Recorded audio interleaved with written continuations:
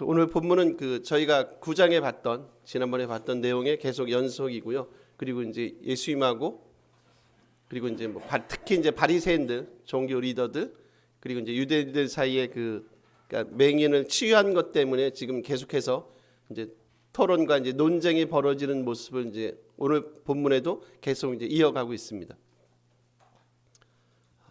역시 이제 늘 성경 말씀을 볼 때마다 안타까운 건 이제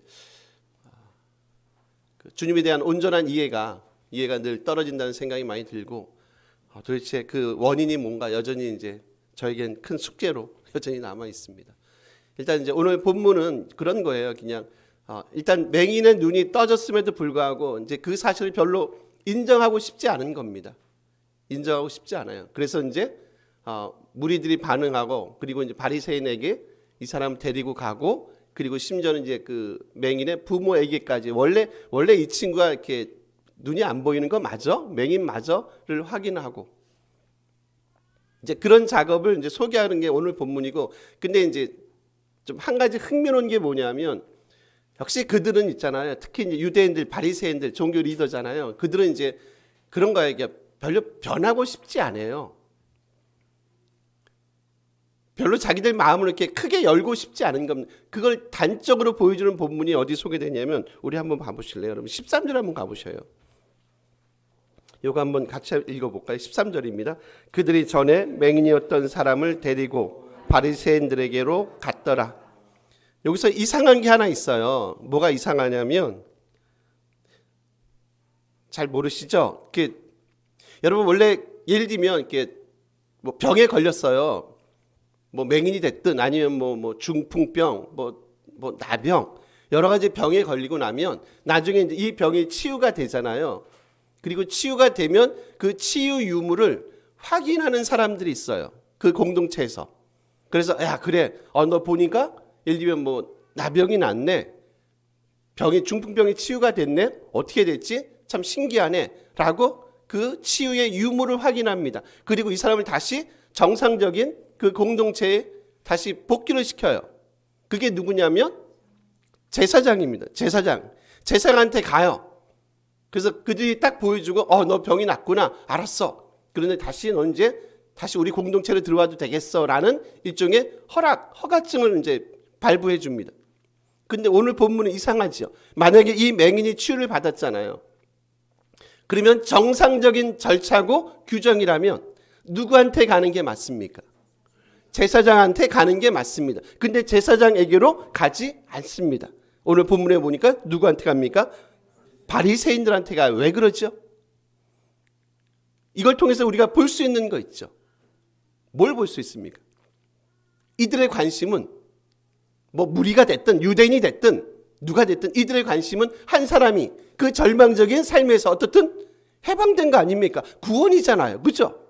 엄청난 삶의 구원이 이루어진 거예요. 근데 이들의 관심은 어디에 있지 않아요. 한 사람의 삶이 진짜 완전히 나락에서 구원받은 그 사실에 있지 않아요. 이들의 관심은 어디 있다고요? 왜 바리새인에게로 데리고 갑니까? 뭘 확인하고 싶은 겁니까? 지금 예수란 사나이가 이 맹인의 눈을 치유한 것이 특히 이날이 언제라고 얘기합니까, 여러분? 안식일이라고 얘기해요. 이게 뭘로요? 법적으로 율법에 의하면 이게 맞습니까? 틀립니까를, 그러니까 율법에 의해서 이게 과연 맞는 행위입니까? 아니면 틀린 행위입니까를 지금 판가름하고 싶은 거예요. 되게 답답하죠? 지금 우리가 보니까 답답하지 않으세요, 여러분? 그게 그렇게 중요한가? 결국 율법도 뭡니까? 율법도 뭐예요? 율법도 결국 한 사람의 구원과 생명에 관심 있는 거 아닙니까? 약간의 자기들이 생각했던 전통이나 그런 것들을 조금 어겼다고 생각하더라도 그게 과연 한 사람의 생명과 구원과 목숨과 바꿀 만한 규정이냐는 거예요. 늘 그들의 관심을 꽉 채웠던 게 뭐라고요? 법이란 놈, 율법, 규정, 법이요. 그쪽에 목숨을 거는 사람들. 근데 정작 그들의 삶 가운데 뭐는 없어요. 진짜 하나님 원하시는 성령의 새로운 생명의 법은 그들 가운데 존재하지 않는다. 그들은 뭐만 있다? 율법의 법의 껍데기만. 마치 그게 그들에게 진정한 삶과 생명을 그리고 전통을 유지시켜 주는 것처럼 껍데기만 남은 유대교, 껍데기만 남은 종교.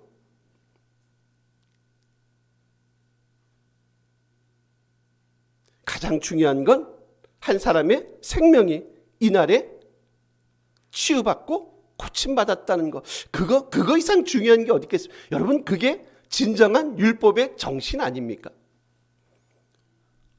주님이 바리새인들과 그리고 율법 학자들, 서기관들을 많이 비난했던 그 핵심 내용은 뭔지 아시죠? 그들은 어디에 목숨을 건다고요? 늘 어디 쪽입니까? 껍데기 있잖아요. 외식하는 서기관들과 바리새인들아. 11조도 잘 내고 예배도 잘 드리고 다 모든 게 다 잘하는 것 같은데, 근데 보니까 그 안에 쑥 깊이 파고 들어가니까 정작 그 예배와 그 모든 율법과 그 모든 규정의 핵심이 되는 하나님을 그리고 사람을 너희가 사랑하지 않는구나. 그게 어떻게 보면 복음서가 그 종교 리더들을 향해서 외치는 일종의 외침이에요, 여러분.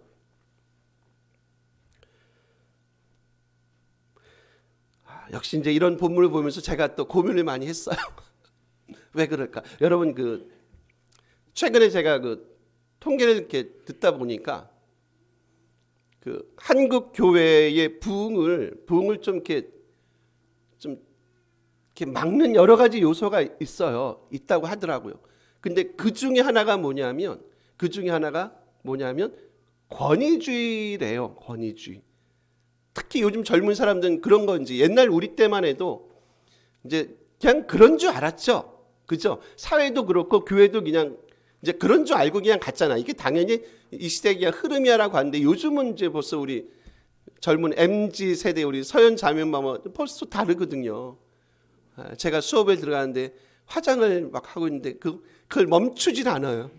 제가 깜짝 놀랐어요. 그래서 요즘 친구들이 다 그렇구나.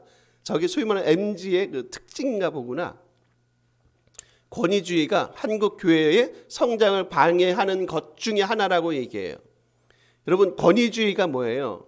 저는 그런 생각이 들어요. 권위주의는 이제 다 설명 제치하고요. 그냥 그런 것 같아요. 그냥 늘 내 생각이 옳다는 거 아닌가요? 감히 너희들이 나한테. 제가 요거를 지금 오늘 본문하고 한번 전봉을 시켜봤어요. 왜 유대인들은, 왜 바리새인들은, 왜 종교 리더들은, 그들은 왜 변하기 싫어하는가? 바로 제가 볼 땐 그래. 그들의 삶을 꽉 채웠던 게 뭐냐면 바로 이 권위주의죠. 감히 너희들이 우리가 지금까지 쌓아올렸던 그 율법에 대한, 규정에 대한 그 법을 건드려 감히 안식일날 이 맹인 이 친구를 치유해? 왜 전날 하면 되지 않냐? 그 다음날 해도 되잖아요. 그죠? 이 맹인이라는 게 그렇잖아요. 여러분. 생사를 지금 막 촉각을 다루는 게 아니잖아요. 다음날 해도 크게 상관없어요. 전날 하면 더 땡큐고. 그죠? 굳이 주님께서 이 맹인의 눈을 뜨게 하신 날이 안식일이다. 어디서 봤죠? 요한복음 어디서 보셨습니까? 앞에서 보셨죠? 몇 장이죠? 시험 문제 나올 수도 있는데 5장. 5장이라고 나오진 않습니다. 앞에 이미 비슷한 사례가 있어요. 그래서 보통 이런 식의 기적을 보통 거울 기적이라고 얘기를 해요. 그게 뭐냐면 이미 앞에 비슷한 유형의 스토리가 나온다. 말씀이 나온다. 근데 여러분, 비슷한 말씀들이 계속 반복해서 나온다는 건 뭔지 아시죠? 만약에 뒤에 또 이런 스토리가 또 나온다, 말씀이 나온다 생각하면 또 이것도 거울 이적이 되겠죠. 비슷한 말씀이 계속 나온다는 건 뭐냐면, 그럼에도 불구하고 그들은 이미 5장에 나오고 9장에도 나왔어요. 그럼에도 불구하고 그들은 이 말씀을 이해하지 못하고, 그리고 그들은 이 말씀대로 잘 살아내지도 못하고 그 말씀이 뭘 의미하는지조차를 모른다는 거죠. 어디에 사로잡힌 겁니까? 권위주의입니다. 자기 생각을 별로 내려놓고 싶지 않은 겁니다. 자기의 그 권위를 별로 내려놓고 싶지 않은 거예요. 이게 한국 교회를 약간의 망치는 요소 중에 하나라는 겁니다. 이전 시대에는 가능했던 시스템, 그러나 지금은 권위주의 시대는 아닌 것 같아요.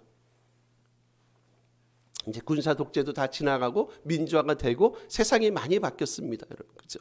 이제 오히려 제가 볼 땐 그래요. 요즘에는 오히려 권위주의보다 소통하는 게 훨씬 더 민주적으로 교회를 진짜 교회되게 만드는 하나의 방법 같은 생각이 개인적으로 좀 듭니다. 소통하시는 겁니다. 대신 소통한다고 그게 권위를 무시하라는 건 아니에요. 왜 종교 리더들은, 바리새인들은, 서기관들은 왜 이 말씀을 듣고 이해하지 못하나? 별로 자기들의 생각을 양보하고 싶지 않은 겁니다. 우리 한번 흥미로운 건 이 사실을 다시 확인하기 위해서 이제 부모님에게 묻습니다. 우리 몇 절을 보시냐면 21절 우리 한번 요건 같이 한번 읽어볼까요? 읽습니다. 그러나 지금 어떻게 해서 보는지 또는 누가 그 눈을 뜨게 하였는지 우리는 알지 못하나이다. 그에게 물어보소서. 그가 장성하였으니 자기 일을 말하리. 부모한테 물어봅니다. 야, 맹인으로 태어난 게 맞아? 진짜 그게 맞는가? 근데 지금은 보는 게 맞아? 하고 묻는 겁니다. 그러니까 지금 그 맹인의 부모님이 이렇게 대답하는 거예요. 뭐 우리한테 물어보지 마시고 그냥 당사자한테 직접 물어보는 게 훨씬 더 명확하지 않겠습니까? 마치 이 사건에 이 질문에 대한 느껴지는 게 있으시죠? 뭐 하는 겁니까? 이 양반들이 회피하죠.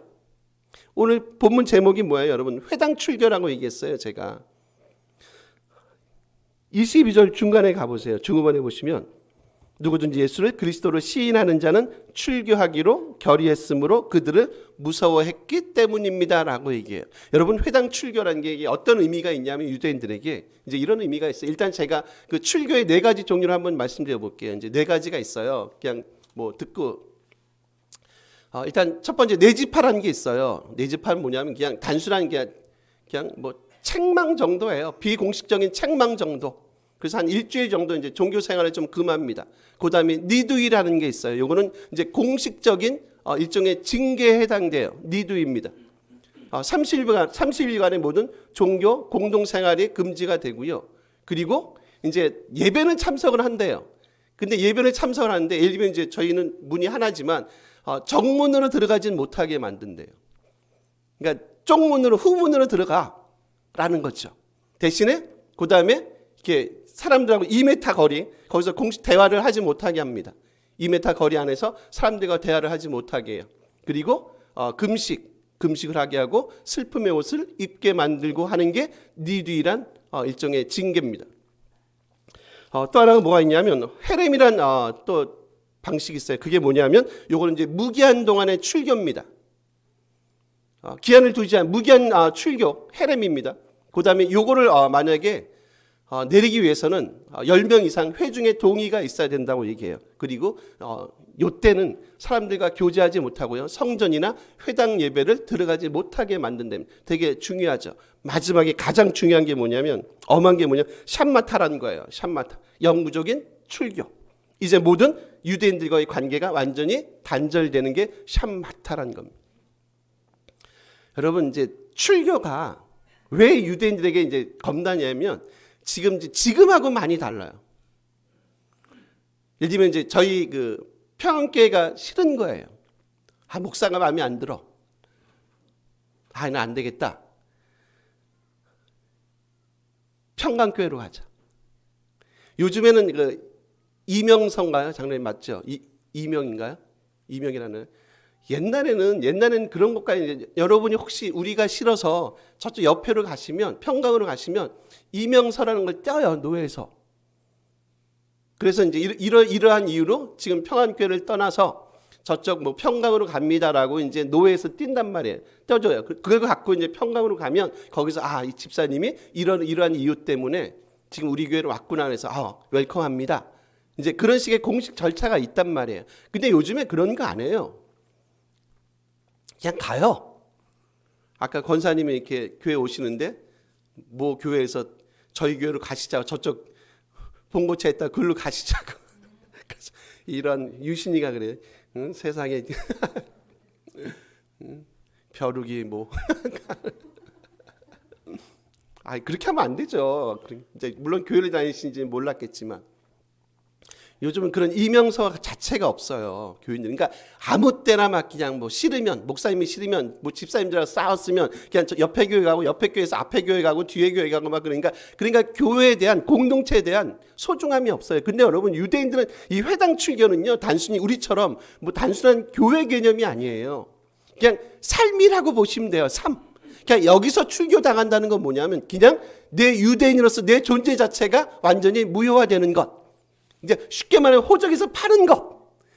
호적에서 파는 나는 더 이상 유대인이 아닌 것. 교제도 못하는 것. 예루살렘 성전 못 들어가는 것. 회당 예배 참석 못하는 것. 그냥 내 존재 자체를 부인하게 되는 것. 그러니까 당연히 뭐 할 수밖에 없어요. 겁나죠. 출교당하는 게. 그죠? 헤렘만 걸려도 헤렘에만 해당이 돼도 말씀한 대로 무기한 출교예요. 회당 못 들어가세요. 성전 못 들어가세요. 교제도 못 하세요. 아, 내 삶은 평생 쌓아왔던 평생이 아니라 내 앞에 우리 아버지, 할아버지가 그 할아버지의 할아버지가 쌓아왔던 평생의 유대인으로서의 그 엄청난 자존감, 자랑스러운 우리는 나는 아브라함의 자손이야라고 하는 그 소위 말하는 선민의식 같은 게 깡그리 무효화되는 백지화되는 순간이 뭐냐면 출교란 말이에요. 그래서 우리 22절 뒤에 보면 뭐라고 얘기합니까? 아버지가 출교를 결의했으므로 그들을 무서워했다라고 얘기해요.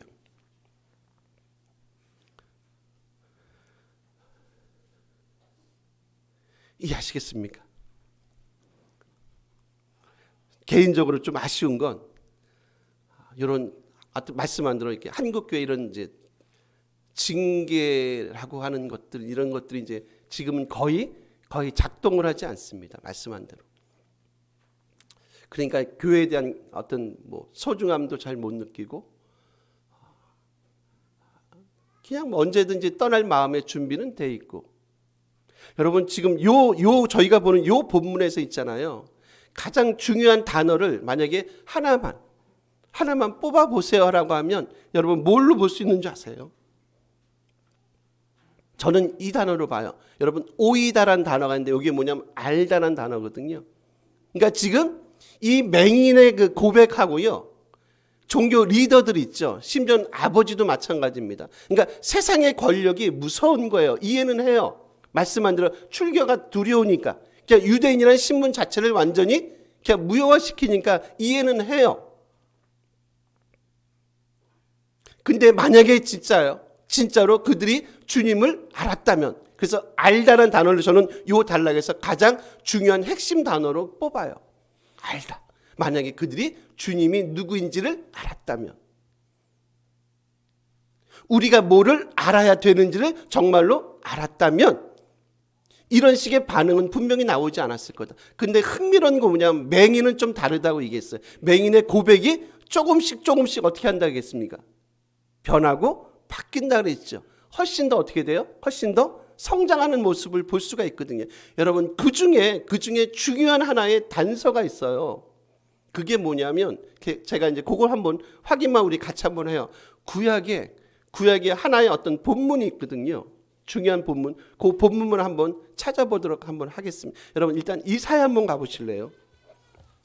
아까 이제 음정이하고 얘기를 했는데 가능하면 다음 주부터는 여러분 찾지 않는 번거로움 이렇게 한번 자막을 한번 띄워보도록 해보겠습니다. 이사야 35장을 한번 보실래요?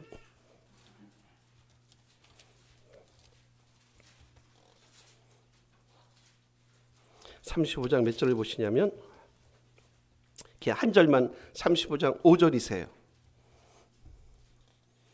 요거 한번 같이 한번 읽어주실래요? 이사야 구약 1007쪽쯤에 있고요. 35장 5절 한 절만 읽습니다. 그때에 맹인의 눈이 밝을 것이며 못 듣는 사람의 귀가 열릴 것이며 쭉 그때 저는 자는 사슴같이 쭉 나옵니다.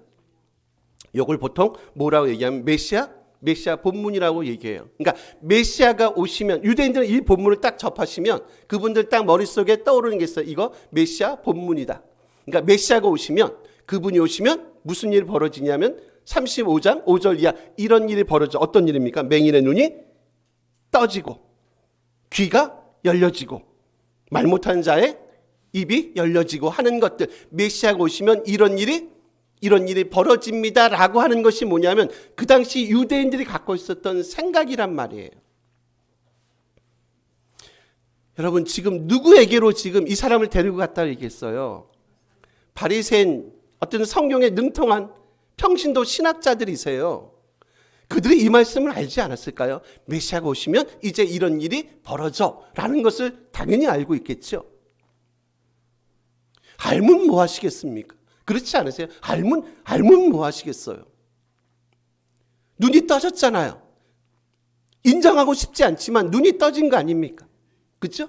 그러면 만약에 그들이 그렇게 잘 알고 있던 율법에 의하면, 말씀에 의하면 메시아가 오시면 어떻게 한다고요? 맹인의 눈이 떠질 것이다 라는 이 말씀을 분명히 그들이 알았을 텐데 왜 그들은 이 말씀을 인정하고 싶지 않는가지요?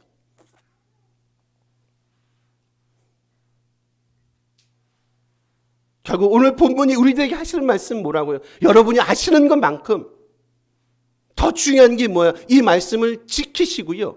그리고 여러분의 삶을 통해서 끊임없이 하나님과 그리고 세상과 소통하는 방식으로 우리의 삶이 분명히 만들어가지는 게 맞지 않나요?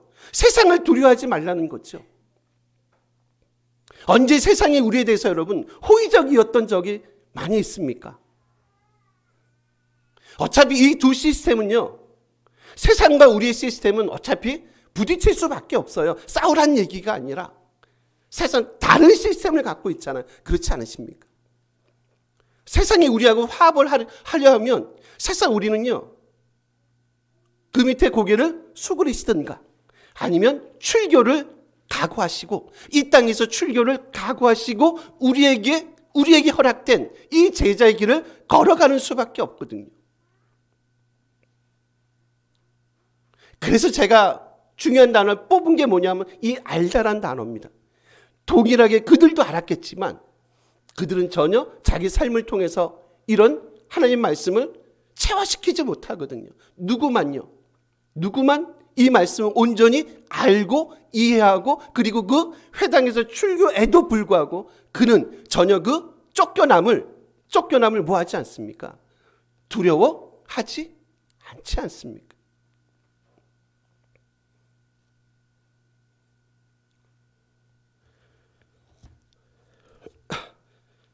지난번에 제가 잠깐 한번 본 것 같은데 우리 17절 보세요. 이 맹인의 고백이 눈만 뒤쪽 갑니다. 맹인의 고백이 어떻습니까? 너는 그를 어떤 사람이라 하느냐? 대답하되 선지자니이다 하니. 선지자는 뭐죠? 그냥 하나님께로부터 특별한 사명을 받은 자, 즉 하나님의 사람이라는 의미예요. 오히려 누구의 이해보다 훨씬 더 이해도가 깊은가요? 종교 리더 바리새인들보다 훨씬 더 주님에 대한 이해도가 깊은 모습을 보거든요. 누가요? 맹인이에요, 맹인. 그리고 나서 다시 해볼까요? 뒤로 가볼까요? 눈만 오세요. 확인하는 의미에서 33절 눈만은 이 사람이 하나님께로부터 오지 아니했음 아무 일도 할 수 없습니다. 즉 예수님을 뭘로 고백합니까? 하나님께로부터 오신 분이다라고 고백하죠. 그리고 마지막 38절을 보시면 이르되 주여 내가 믿나이다 라고 고백을 해요.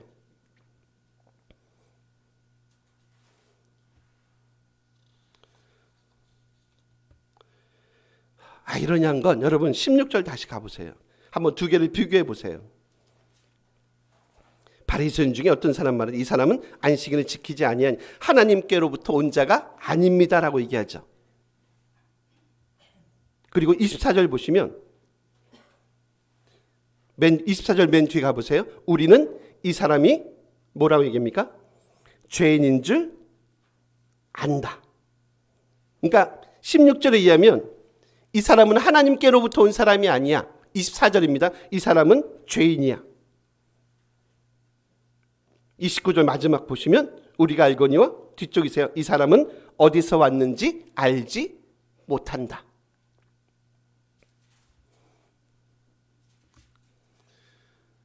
요 둘의 고백들을 한번 여러분 대조를 시켜보세요. 정작 보지 못했던 맹인은 그 실체를 보게 되고 이런 고백을 하게 됩니다. 진짜 그분은 주님이시고 하나님으로부터 온 분이고 특별한 하나님으로부터 사명을 받으신 분입니다라는 이 고백이 누구의 입술로요? 맹인의 입술. 누구도 여러분, 누구도 거들떠보지 않던 사람 아닙니까? 바리새인들하고 이 사람하고 얼마나 말을 섞을 일이 있었겠어요. 그죠? 말 섞을 일이 별로 없습니다. 물어보는 것 자체가 있잖아요. 되게 의례적인 본문이에요. 이 본문 자체도. 물어보지 않습니다. 사회적인 약자고 인간만도 못한 이 사람에게 구원의 영역 어떻게 보면 밖에 있다고 생각하는 이 사람에게 야 너는 그 사람이 누구라고 생각하냐고 물어보는 것 자체가 되게 이례적인 거라는 거죠. 근데 오히려 누구에게서요? 맹인에게서 진정한 믿음과 신앙의 고백이 나오지 않습니까? 온전한 알물 통해서 진짜로 이분은 누구라고요? 하나님께로부터 온 분이고 진정한 이분이야말로 우리가 기다려왔던 내가 기다려왔던 그래서 맹인의 눈을 뜨게 해주실 거야 라고 내가 기대하고 소망해왔던 바로 그분이구나 라는 고백을 마지막에 이 맹인이 하는 모습을 보게 되거든요. 주님을 만나니까 본인의 아버지와 달리요. 뭐가 두렵지 않습니까, 여러분? 출교가 두렵지 않아요. 회당에서 출교가 되든 유대 공동체로부터 출교가 되든 그것이 두렵지 않다는 거죠. 그게 뭐라고요? 주님을 만난 진정한 한 사람의 삶에 임한 진정한 인격적인 변화 내지는 회복이 가까운 놀라운 열매와 결과들. 우리 주일학교들 사랑의 열매를 맺읍시다.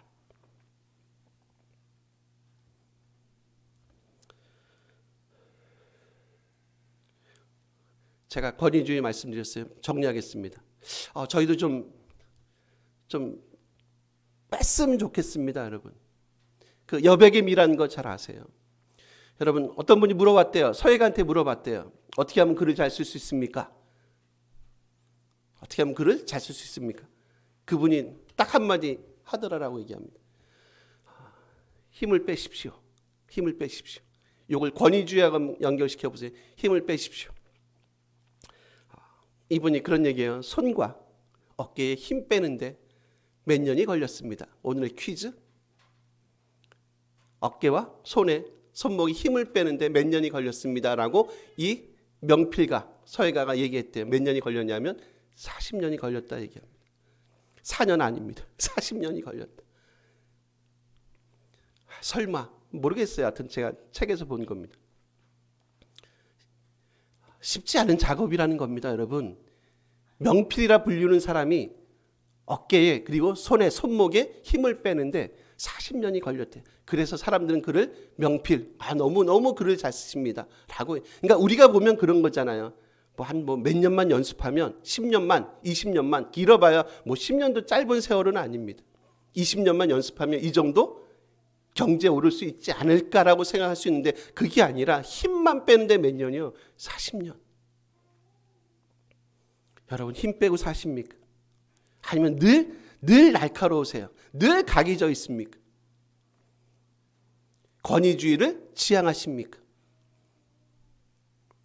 저는 우리 공동체가 그리고 한국교회가 아까 말씀한 대로 권위주의로 인해서 한국교회가 되게 마이너스적인 요소가 많습니다. 이제 그런 거 좀 내려놓으시고요. 권위주의하면 유대 종교 리더들 아닙니까?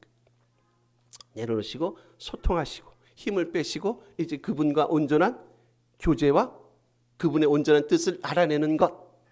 더 이상 세상이 두렵지 않는 것. 우리에게 주어진 이 믿음의 삶을 걸어가는데 전혀 부족함이 없는 그 복된 삶을 살아가는 우리 평안의 공동체 그리고 우리 조국교회가 됐으면 정말로 좋겠습니다. 우리 다 같이 한번 기도했으면 좋겠습니다.